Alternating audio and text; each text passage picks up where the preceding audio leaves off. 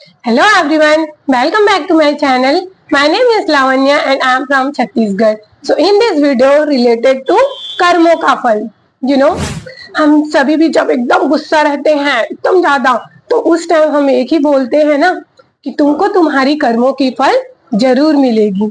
तो ये वीडियो में मैं आपको कर्मों की फल के बारे में बताऊंगी। तो प्लीज आप लोग ये वीडियो को स्टार्ट से एंड तक देखिए, क्योंकि बहुत ही ज्यादा इस वीडियो में इमोशनल एंड व्हाट कर्मों की फल के बारे में मैंने एक एक डिक्लेयर किया हुआ है। तो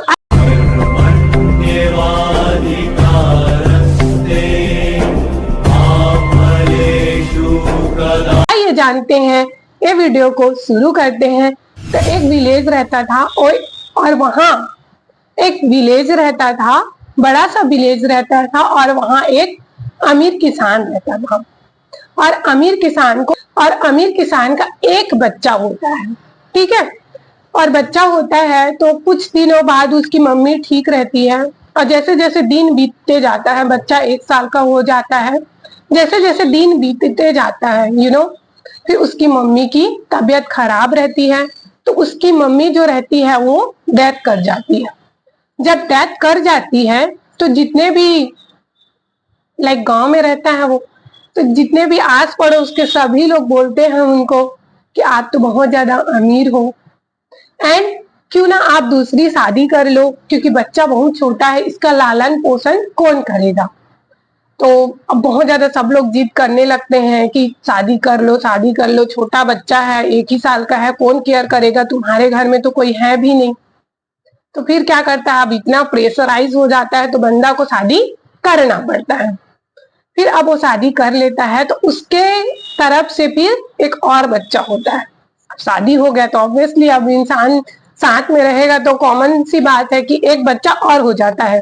अब उनके कितने बच्चे हुए? 2 बच्चे हुए, दोनों लड़के ही रहते हैं। पहला एक साइड से रहता है एंड दूसरा जब वो शादी करके आती है तो एक और बच्चा हो जाता है, 2 बच्चे हो गए, ठीक है। तो फिर दिन चलते जाते हैं। फिर कुछ टाइम आता है कि उनकी माँ की जो सौतेली मम्मी रहती है ना, उसकी भी डेथ हो जाती है। और अब वो बच्चा काफी बड़ा हो जाता है, जो पहला वाला बच्चा रहता है बहुत ही ज्यादा बड़ा हो जाता है। तो उसके पिताजी थिंक करते हैं कि बच्चा काफी बड़ा हो गया है, अच्छा काम वाम भी कर रहा है, खेती बाड़ी का सारा काम उसको आता है, तो क्यों ना इसकी शादी करवाई जाए। तो क्या है, आप गांव वाले लोग को पूरा इकट्ठा कर लेते हैं और योजना बनाते हैं कि यहाँ एक अच्छी लड़की है, उससे अपन शादी करवा देते हैं। तो अब शादी भी हो जाता है उसका। तो अब ऐसे करते करते कुछ दिनों बाद उनके पिताजी का डेथ हो जाता है। अब काफी बुजुर्ग हो गया था बंदा, तो ऑब्वियसली डेथ तो हो गई। अब डेथ हो जाता है, अब बचे कौन? भैया भाभी और एक वो बच्चा जो सौतेली मम्मी का बेटा था, ठीक। ऐसे करते करते दिन अच्छे से जाते जाते सब अच्छा चल रहा था, फिर एक दिन क्या हुआ कि वो जो सौतोला बच्चा था, उसका भाई, उसका तबीयत अचानक से खराब हो जाता है। और उसका जो बड़ा वाला भाई था जिसका शादी हो गया था, वो क्या है, बहुत ही ज्यादा आयुर्वेदिक वगैरह दवाई करना, ऐसे कर करके खूब ज्यादा इलाज करवाता था। ऐसा नहीं है कि वो नहीं इलाज करवाता था, सौतेला था तो भी से वो इलाज करवाता था। अब कंटिन्यूसली ऐसे इलाज चलते गए। फिर क्या हुआ कि अब वो ठीक ही नहीं हो रहा था, और उसकी भाभी बोली क्यों ना, ये तो ठीक ही नहीं हो रहा है, तो हम एक योजना बनाते हैं। वैद्य को जा करके आप ये बोलो कि अब वो तो ठीक नहीं हो रहा है और हम इतना इलाज करवा रहे हैं, तो आप वैद्य जी को ये जाके बोलो कि आप उनको कुछ पैसे दे देना, और ये जाके बोलो कि थोड़ा थोड़ा जहर देना चालू कर दो। कंटिन्यूसली इलाज चले रहा था। फिर अब उनको पैसा का लालच, पैसा का लालच में इंसान अभी कुछ भी कर रहा है, तो वैद्य जी को पैसा का लालच देते हैं। फिर वैद्य जी बोलते हैं हाँ मेरा तो मुनाफा हो रहा है, मेरे को तो थोड़े थोड़े मात्रा में जहर ही देना है, एंड वो जहर देना चालू कर दिया। ऐसे ऐसे करते करते फिर दोनों के दोनों बोले कि हाँ ये मर जाएगा तो सारा प्रॉपर्टी हम दोनों का हो जाएगा। किसका? भैया भाभी का, क्योंकि वो तो एक और बच्चा था, उसको देना नहीं पड़ेगा, मर जाएगा तो अब हमारा ही हो जाएगा। योजना बनाए, अब दिनों बीतते गया। थोड़े थोड़े मात्रा में उनको जहर देते गए। तो ऑब्वियसली इंसान तो मरेगा ही ना, जहर खाएगा तो। अब उनको क्या पता कि वो जहर है कि दवाई है, वो तो बेचारा लेटा हुआ है, उसका तबीयत इतना खराब। फिर क्या होता है कि दिन बीतते जाते हैं, फिर उसके बाद उसका छोटा भाई का डेथ हो जाता है। अब कहानी में ट्विस्ट आएगा, जो कर्मों की फल अब मिलेगी बोलते हैं ना, इट्स ट्रू। सो अब उन दोनों का पति पत्नी है, तो अब उनको स्पेस मिल गया, अब कहीं से कहीं तक का कोई दिक्कत नहीं है क्योंकि सब तो चले गए। अब क्या होता है, एक संतान होता है, और वो संतान क्या, लड़का ही रहता है, ठीक है, लड़का रहता है। सब अच्छा चलते जाता है, पूरा खुशी का माहौल, क्योंकि अब उनके पास तो खूब सारे पैसे थे, बंटवारा तो करना नहीं था। खुशी का माहौल चलते रहता है एकदम, बहुत ही ज्यादा जोरों शोरों से कि हाँ भाई पूरा गांव में मिठाई वगैरह बांटना वाटना, ये वो। इकलौता बच्चा है, अब तो केयर तो करना पड़ेगा। फिर उसके बाद जैसे जैसे है कि दिन बीतते जाते हैं, खुशी के माहौल रहते हैं, जैसे जैसे फिर क्या, बच्चा बड़ा हो जाता है, ऑब्वियसली फिर शादी करना ही रहता है। फिर उसके बाद उसका शादी करवा देते हैं, शादी करवा देते हैं, पत्नी भी आ जाती है, ठीक है। फिर शादी करवा दिए, पत्नी भी आ गई।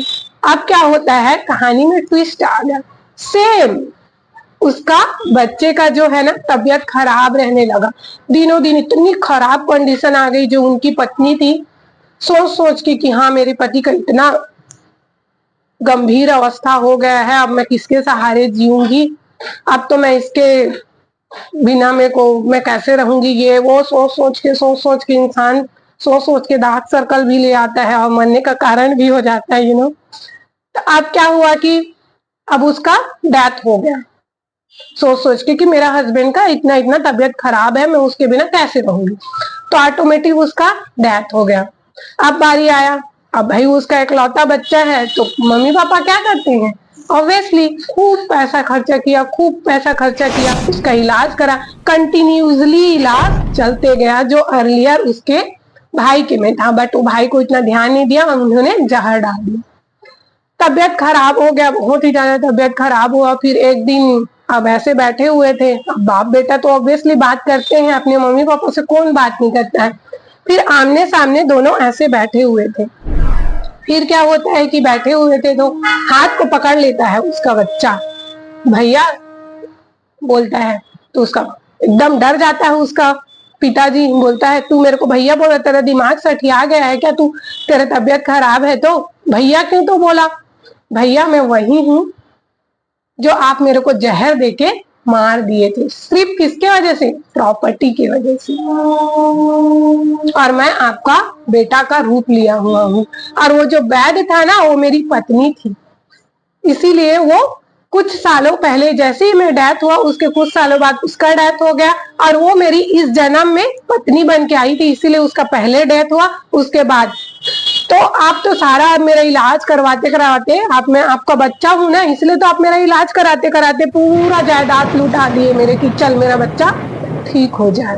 बट मैं ठीक नहीं हुआ, पता है क्यों नहीं हुआ, क्यों, क्योंकि आप मेरे को अगले जन्म में मार दिए थे।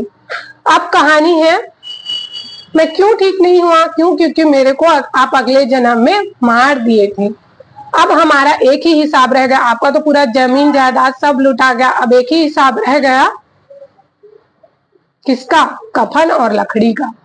तो उसके बिना तो मैं जाऊंगा नहीं, तो आप मेरे को कफन और लकड़ी दीजिए, उसके बाद मैं यहाँ से दुनिया को छोड़ के चला जाऊंगा।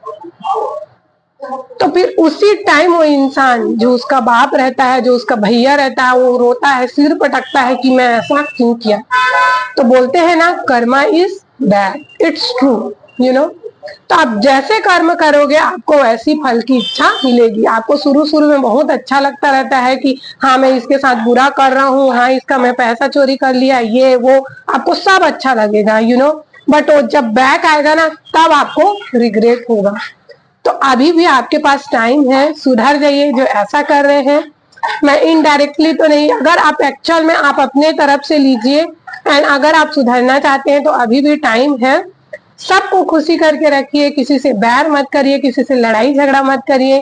समटाइम्स ऐसे होता है कि हम ह्यूमन नेचर है, एक दूसरे से लड़ाई करते हैं, एक दूसरे को श्राप देते हैं, बट इस चीजों को गौर रखिए एंड सबसे प्यार से बात करिए।